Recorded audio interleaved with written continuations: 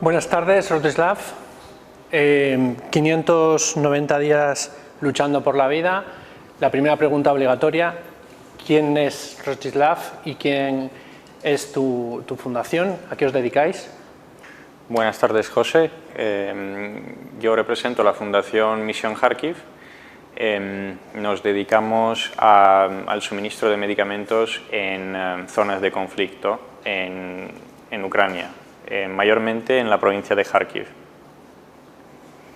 ¿Y cuál es el papel que están teniendo las ONGs, específicamente la tuya, y la relación que tienes con otras ONGs en el conflicto? Pues yo diría que es crucial, especialmente desde el principio, cuando pocas personas sabían lo que va a pasar el 24 de febrero.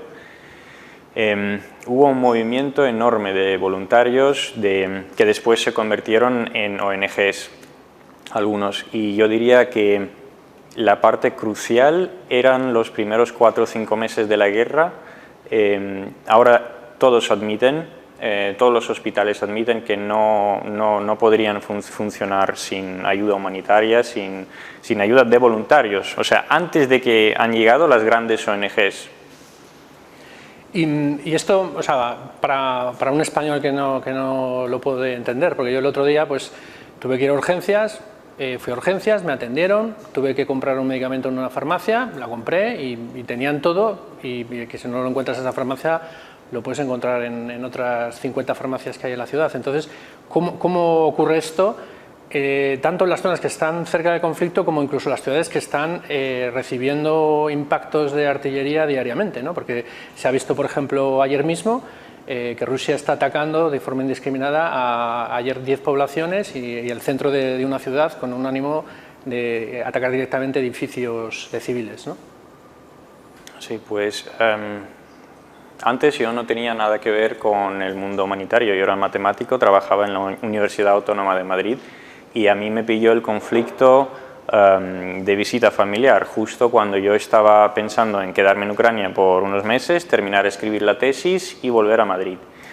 Y no tenía nada que ver con el mundo humanitario en absoluto y ni imaginaba que me tocara vivir una guerra. Pero cuando empezó todo no es de la forma que nos imaginamos. O sea, una guerra no son gente con metralletas en tu patio.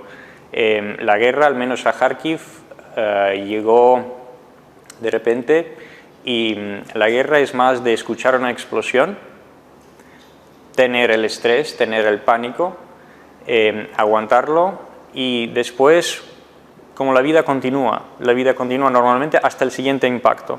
Pero ¿qué pasa? Que cuantos más impactos hay, más sufre la ciudad, más muertos hay y menos entras en pánico y más te acostumbras. Y fíjate a dónde hemos llegado. O sea, ya han pasado casi 20 meses, ¿no?, de la guerra. Por ejemplo, ayer se dio el impacto de un misil Iskander de Rusia justo en la calle donde yo paso cada día para ir al trabajo.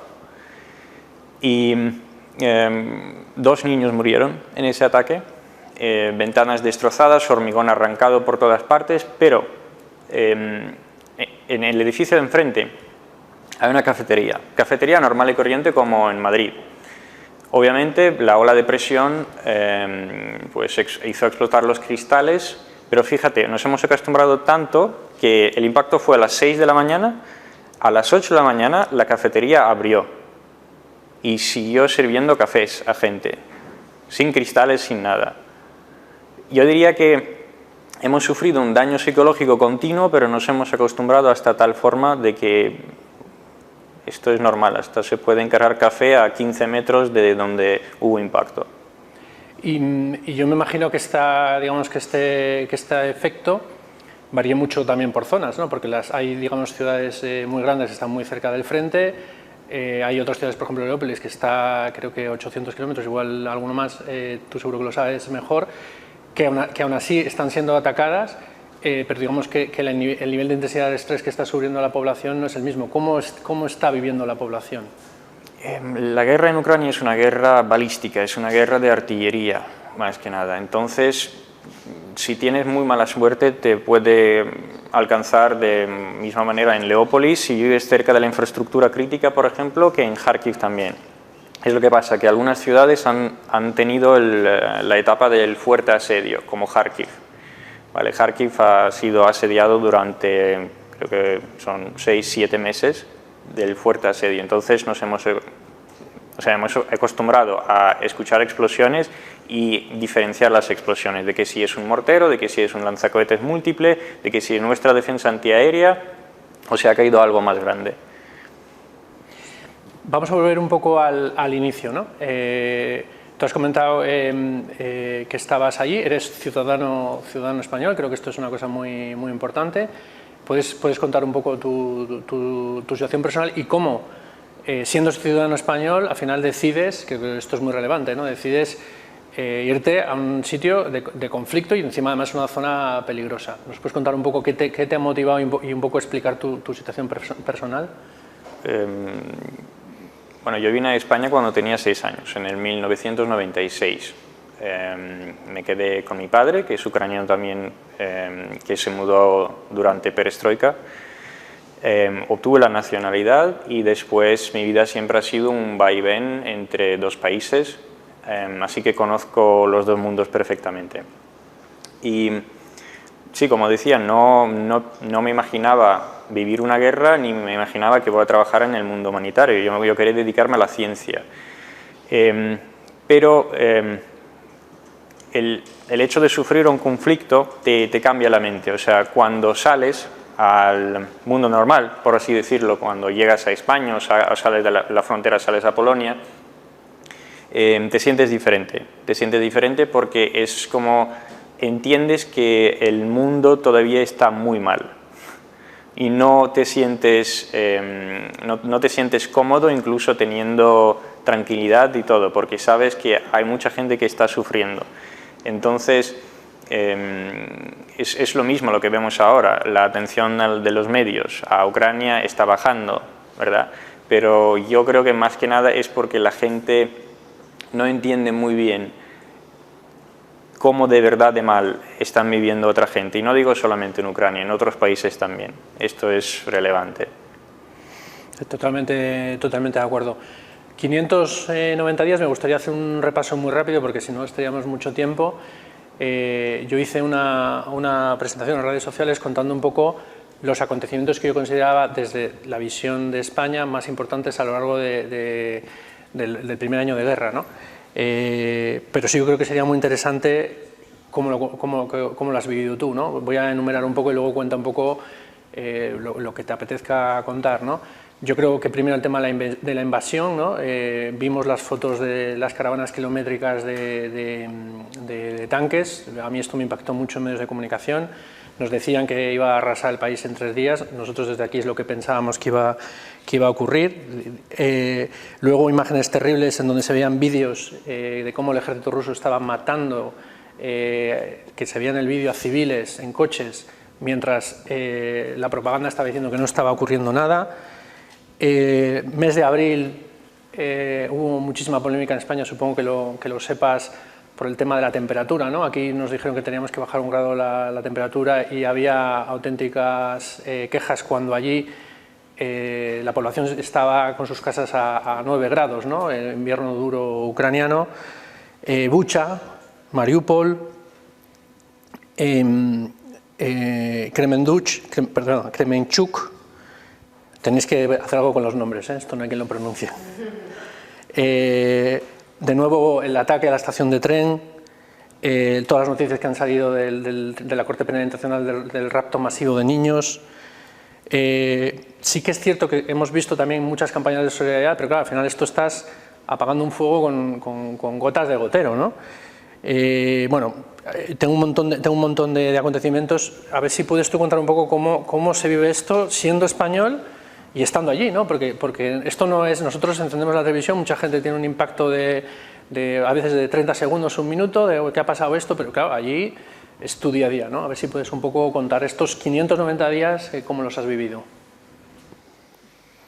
Pues, a ver, voy a empezar igual que creo que cualquier ucraniano, 5 de la mañana, pues explosión y mi primer pensamiento fue que alguien está tirando fuegos artificiales a lo mejor, pero cuando tembló la casa ya me enteré de que no y la guerra ha empezado.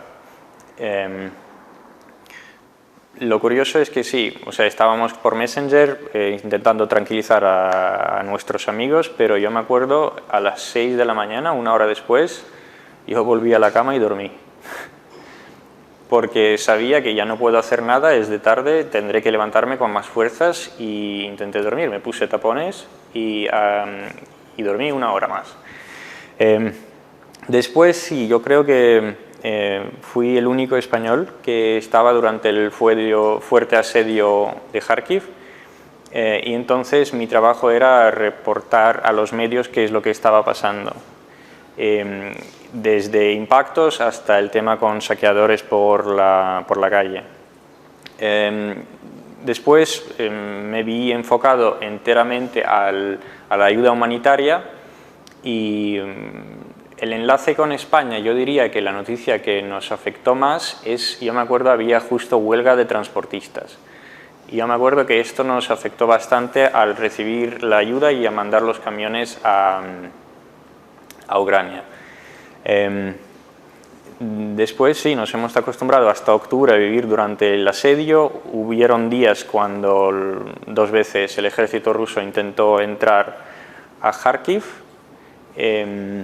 que ahí es cuando nos escribíamos, o sea, nos manejamos mucho por los Messenger en la ciudad y nos escribíamos no salir a la ciudad ahora mismo porque habían canales donde ponían imágenes por calles que yo conozco y viendo soldados rusos desplazados. Después, el siguiente paso importante para mí es el retomar los territorios de Kharkiv. O sea, han liberado el total de la provincia de Kharkiv y esto fue un gran hecho. Y hemos estado ahí, hemos estado llevando medicinas, hemos estado entre los primeros en llegar a gente que no ha visto medicamentos durante 200 días. Y no tenían acceso a diagnóstico cualquiera. Por ejemplo, cuando llegamos a pueblos, ya que nos dedicamos en Misión Kharkiv más a oncología, pues llegamos a pueblos y nos encontrábamos con gente con el cáncer en estado 3 y 4, porque no han tenido acceso al diagnóstico recién y ahora pues tienen que tomar unos tratamientos más fuertes. Diciendo que lo que me afectó más al entrar al territorio desocupado,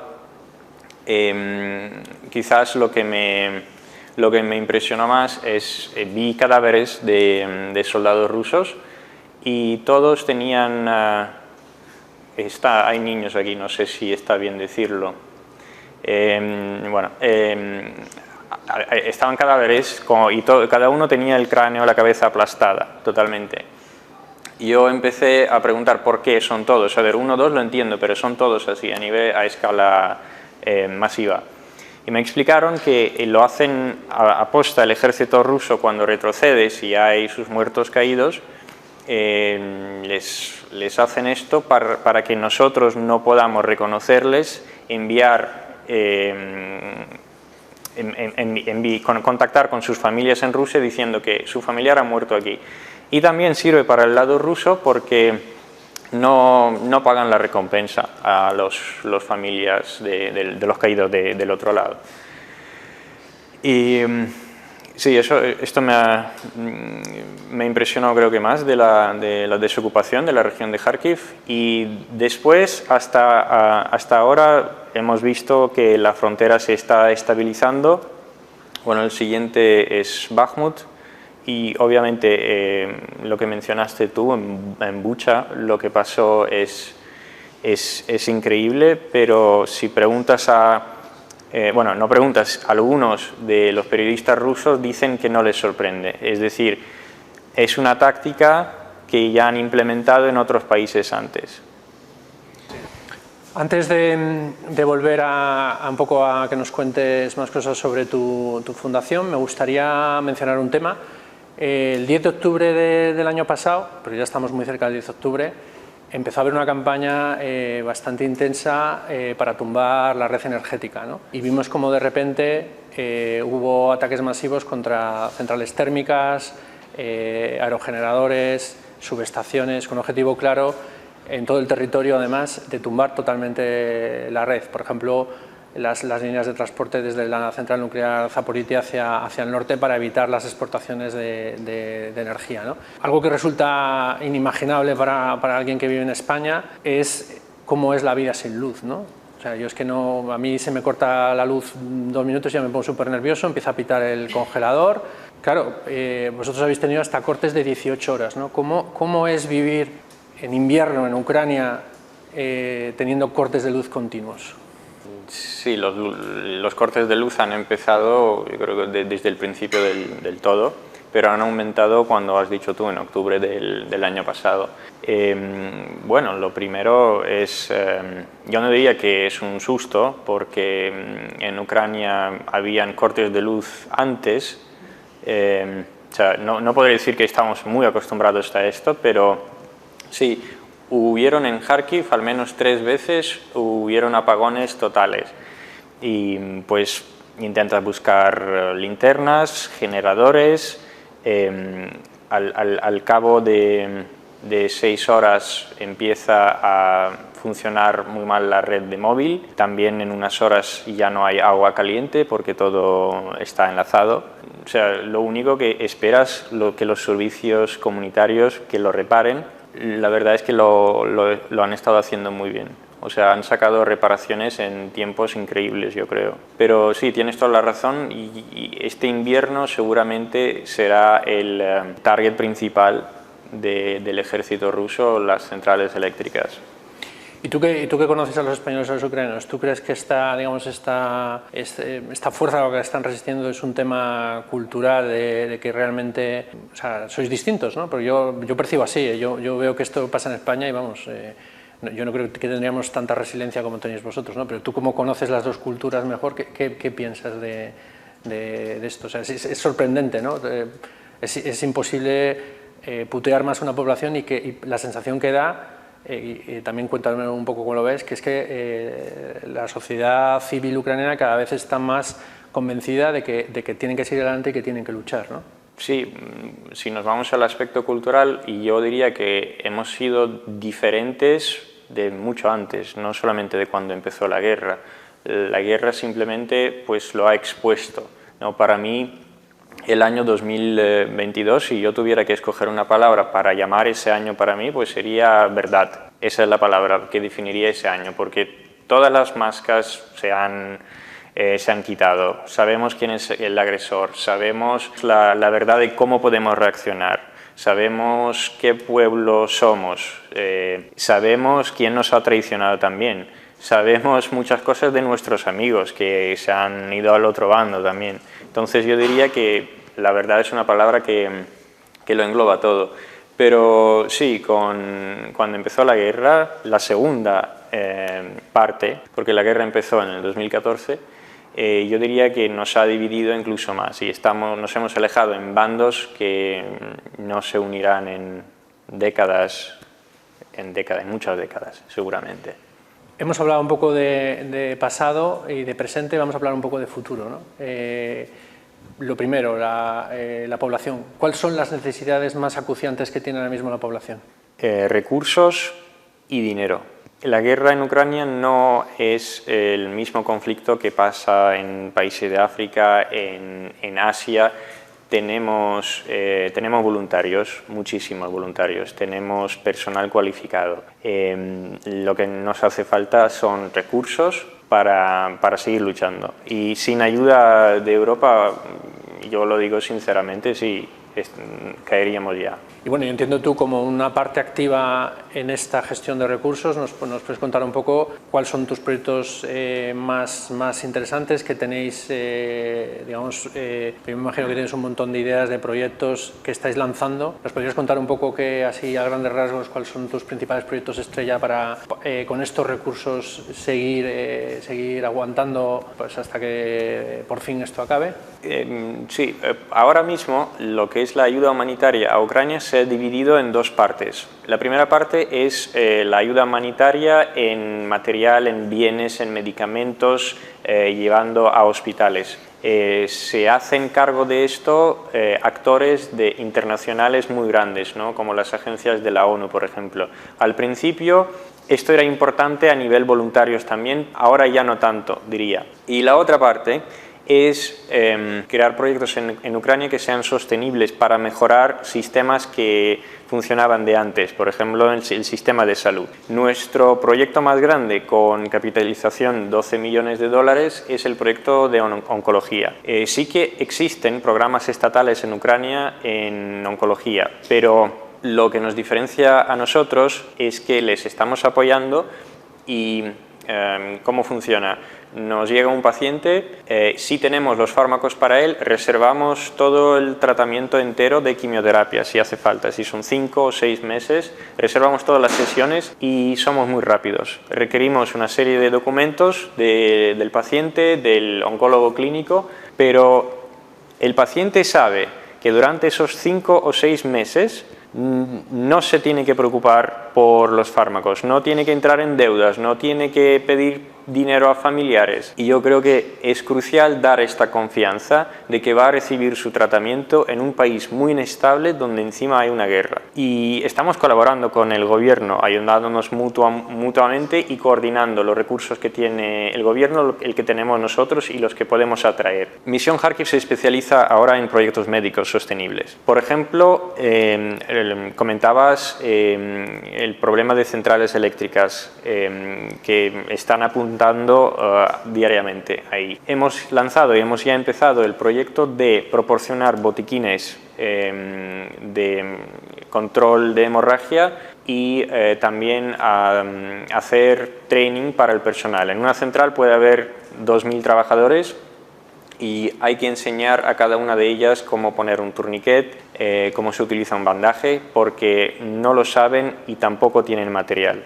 Entonces el proyecto es este. También dispositivos de inclusión. Esto siempre yo diría que ha sido un problema en el país, lo que son sillas de ruedas, material inclusivo, tenemos un proyecto ahí. Seguimos desarrollando proyectos médicos viendo la necesidad, es decir, tenemos 2 empleados, la coordinadora médica y la farmacéutica, que diariamente su trabajo consiste en buscar problemas en el sistema de salud ucraniano, ver cómo esos problemas están atacando diferentes actores e incluso el propio gobierno, y los problemas que faltan intentamos entrar ahí nosotros. Bueno, vamos a intentar dejar códigos QR de estos proyectos por si alguien quiere tener más información. Para casi acabar, porque tengo una última pregunta, ¿qué le querrías decir a cualquier persona que te esté escuchando, ¿no? Que haya escuchado todo esto? ¿Qué mensaje le querrías dar? ¿Cuál sería para ti la principal necesidad o el principal mensaje que te gustaría que les llegara, ¿no?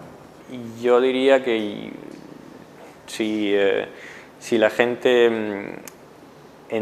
entiende lo que está sufriendo otros en el mundo, yo diría que estaría muy bien que todos entendamos muy bien la frase de que tu vida de verdad empieza cuando has ayudado a alguien. Si todo el mundo se queda con esta frase, ya no habrá tanto malentendimiento de qué es lo que hace un trabajador humanitario, por qué es importante, por qué tengo que donar.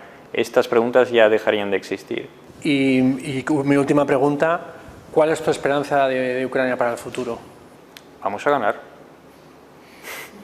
Obviamente, bueno, ya hemos ganado, ahora tenemos que ganar el ejército.